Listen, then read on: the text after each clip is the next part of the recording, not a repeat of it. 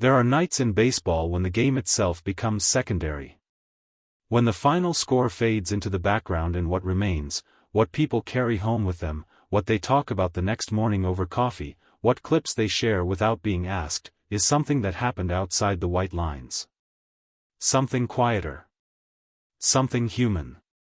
This was one of those nights. Roblesky had a terrible day. There is no softer way to say it, and no reason to try. The kind of day that follows a player into the tunnel, into the clubhouse, into the silence of the drive home. The kind of day that sits heavy on a young man's shoulders in a way that statistics cannot fully capture and highlight reels cannot explain. Baseball does this sometimes. It picks someone out, puts them under the brightest lights imaginable, and then makes everything go wrong at once. Roblesky knows that feeling now. But what happened after the game, what Shohei Ohtani said, and how he said it, and what it revealed about the man beneath the uniform, is the reason the American sports media woke up the following morning and couldn't stop talking about something that had nothing to do with a box score. Because Ohtani didn't have to say anything. He chose to. To understand the weight of what Ohtani said, you have to understand what Roblesky walked through first. It started early. The kind of early that tells you immediately this is not going to be your night. The first signs were small, a ball that didn't break the way it was supposed to, a release point that felt slightly off, the invisible fractions of error that compound so quickly in a major league game that by the time you recognize them, the damage is already accumulating on the scoreboard. Roblesky fought it. That part matters and deserves to be said clearly. He did not surrender to the difficulty of the night. He went back out there. He threw the pitches. He competed with what he had, which on this particular evening was less than what he needed and less than what he was capable of. The dugout watched. The crowd reacted the way crowds do when things are going wrong, a collective tension, the kind that is almost audible, that players on the field can feel even when they are trying not to hear it. His teammates kept their faces neutral the way professionals learn to do. His coaches made the decisions that the situation required. And eventually the night ended for Roblesky the way terrible nights always end, not with a dramatic final moment, but with a quiet removal. A short walk. A handoff of the ball. The long few seconds of crossing the field alone while the stadium registers what has just occurred. By the time he reached the dugout steps, the numbers behind his name told a story that no young pitcher once told about him. Not on a night that mattered. Not in a game that people were watching this closely. The reporters in the press area were already writing their sentences. The analysts were already framing their segments. Roblesky's evening would be discussed, dissected, and replayed. That is the nature of this game at this level. There is no hiding from it. What nobody anticipated was that Shohei Ohtani would make it his business to step into that conversation. The press conference room settled into its familiar rhythm after the game. Reporters arranged themselves. Recorders were placed on tables. Questions were being mentally organized and ordered by priority. Ohtani walked in carrying the composed quiet that has become one of his most recognizable qualities in front of a microphone. He is not a man who performs emotion publicly. He is not given to theatrical declarations or manufactured sentiment. When he speaks in these settings, the words are measured, considered, chosen. Which is exactly why what he said landed the way it did. A reporter asked about Roblesky. The question was straightforward, a standard post-game inquiry about an opposing pitcher who had struggled. The kind of question that usually generates a careful, diplomatic non-answer. A few polite words about the difficulty of the game, a pivot toward respect for the competition, and then a move to the next topic. Ohtani didn't pivot. He stopped. He seemed to consider something for a moment. And then he spoke in a way that made every recorder in that room suddenly feel very important. He said, with a directness that reporters described afterward as completely unguarded, that Roblesky should not be defined by this night. That one terrible day does not tell you who a player is. That the people asking the questions, the reporters, the analysts, the voices that shape how a young pitcher's night gets remembered, should be careful about the story they choose to tell. Don't ask him anymore, Ohtani said, according to multiple accounts that spread through the American media within hours. The sentiment behind those words was unmistakable. Stop making him relive it. Stop pressing the wound. Let him process the night in peace, because he is going to need that peace if he is going to come back from it the right way. The room went quiet in the particular way that rooms go quiet when someone has said something genuinely unexpected. Because this was Shohei Ohtani, the opposing player, the man whose team had benefited from Roblesky's difficult evening, asking the media to protect a young pitcher from the machinery of post-game analysis. It was an act of professional generosity that nobody had scripted and nobody had asked for. And it wasn't finished. What Ohtani said next is the part that moved the American media in a way that sports press conferences rarely do. He spoke about the loneliness of a bad game at the major league level. Not in abstract terms, not in the philosophical language of someone reflecting on difficulty from a comfortable distance, but in the specific, grounded language of a man who has stood on that same mound under that same weight and understands what it costs. He talked about the silence that follows you when the game goes wrong. The walk through the tunnel when everything is too loud inside your head and too quiet around you at the same time.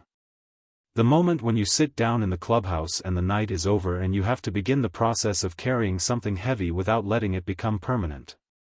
He talked about these things not to generate sympathy for himself, but to establish clearly and publicly that he understood what Roblesky had just gone through. That he recognized it. That he had lived a version of it. Reporters who have covered Ohtani for years told their audiences the following morning that they had rarely heard him speak this personally in a press setting. That the warmth in his voice when he discussed Roblesky was not the performative warmth of a superstar being magnanimous. It was something quieter and more genuine than that. It was the warmth of someone who actually meant what he was saying. The clip spread immediately. Sports media accounts that normally traffic in highlights and controversy shared the audio and the translated quotes with a reverence that is unusual in a media landscape built for speed and noise. Commentators who would normally pivot quickly to the next story stayed with this one longer than expected. Because it deserved that. There is a version of Shohei Ohtani that the casual sports fan knows.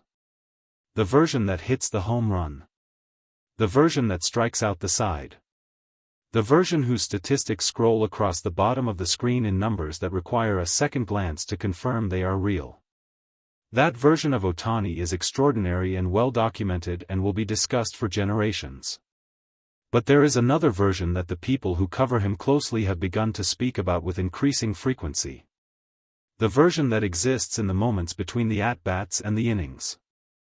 The version that notices things. That pays attention not just to the game but to the people inside it. This version of Ohtani has shown itself before, in small ways, in brief exchanges, in gestures that get reported almost as afterthoughts because the day's bigger story always involves something he did with a bat or a baseball. But on this night, after Roblesky's terrible day, this version stepped fully into the light. And the American sports media, which prides itself on having seen everything, found itself genuinely moved. Columnists who cover the sport with the detached professionalism of people who have watched too many games to be surprised by any single one of them wrote pieces the next morning that acknowledged something they don't often acknowledge. That they hadn't expected to feel what they felt reading the transcript of Ohtani's post-game comments. That something about the plainness of his concern for a struggling young pitcher had cut through the usual noise of a sports news cycle and landed differently. One broadcaster, recapping the night's events, paused mid-sentence while reading the translated quote and simply said, "That's a good man." No analysis. No pivot to the next segment. Just those 4 words, sitting in the air of a television studio, which is about as unscripted as broadcast sports media ever gets. Roblesky, for his part, did not speak at length after the game. That is understandable. There are nights when the right thing to do is say very little and begin the work of recovery privately, away from the recorders and the cameras and the questions that require you to articulate pain you haven't finished processing. But the people around him spoke. Quietly, through the channels that baseball uses to communicate these things, word moved that Ohtani's comments had reached him. That he had heard what the opposing player, the player whose team had benefited most directly from his struggles, had chosen to say publicly about him. How it landed, exactly, is not something that can be reported with certainty. That belongs to Roblesky and to whatever private accounting he makes of a night like this. But the gesture itself was real. Public. Documented. And in a sport that is not always known for its tenderness between opponents, it was the kind of moment that people who love baseball point to when they are trying to explain why they love it. Not because of the numbers. Not because of the theatrics. But because occasionally, in the middle of all the competition and the strategy and the noise, one player looks at another and recognizes the human being underneath the uniform. And does something about it. The American media did not let the story go quietly into the morning news cycle. By the time the overnight shows had run their summaries and the morning programs had begun their first hours, Ohtani's words had become the conversation. Not just in baseball circles, but in the broader sports media landscape that occasionally lifts a story out of its specific context because it has touched something universal. The phrase, "Don't ask him anymore," was being quoted, examined, and discussed with a seriousness that a post-game press conference rarely earns. Analysts talked about what it meant for Ohtani's character. Commentators talked about what it meant for how players relate to each other across the line of competition. A few voices, the ones who think about sports as a reflection of something larger, talked about what it meant for how we talk about failure in public and who gets to decide when a person has answered for it sufficiently. These are not small conversations. And they were all started by a few honest sentences from a man who had just won a game and chose, in the aftermath of that win, to spend his words on someone who had lost. There are things in this sport that the statistics don't record. The walk across the field after a bad game. The weight of the clubhouse after the reporters have left. The private conversation with yourself in the silence of the tunnel that nobody else hears and nobody else scores. Roblesky knows all of those things now, in a way that only a terrible night can teach them. But he also knows something else now. Something he will carry differently than the difficulty. He knows that Shohei Ohtani, the best baseball player on the planet, the man on the other side of the field, the one who had every reason to say nothing at all, chose instead to say something kind. And the American media, for one night, stopped chasing the next story long enough to recognize that for exactly what it was. A good man. In a hard game. Doing something that nobody required of him.